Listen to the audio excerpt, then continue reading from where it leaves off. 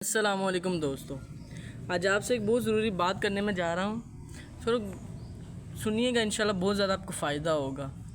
जैसा कि आप देख सकते हैं, अल्लाह ताला ने हमें 5 वक्त की नमाज़ें फ़र्ज़ दी गई हैं। हालांकि ये फ़र्ज़ ही नहीं कि अल्लाह ताला की तरफ से तोहफ़ा भी है जो हज़ूर पाक सल्लम को मेराज पे मिली थी। हर चीज़ हमें दुनिया के अंदर मिली है, पर वही नमाज़ है जो अर्शों से वो पता नहीं कहाँ से जाके मिली है, जिसका हम पता भी नहीं लगा सकते। तो 50 नमाज़ों का हमें 5 नमाज़ों में सवाब मिल रहा है।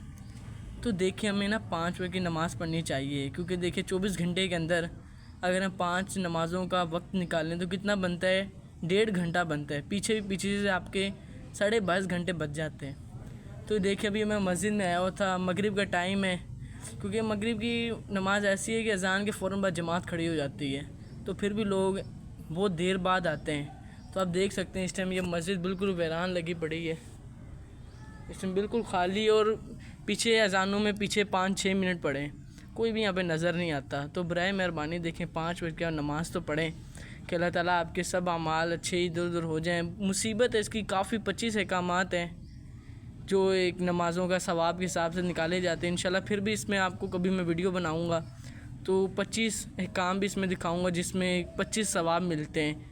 जैसे काफ़ी सवाब होते हैं, नमाज कुंजी है जन्नत की, और भी सब काफ़ी चीज़ें हैं। तो इंशाल्लाह ताला 5 वक्त की नमाज़ें पढ़ें, अल्लाह ताला आपको अपनी खैरियत में ले।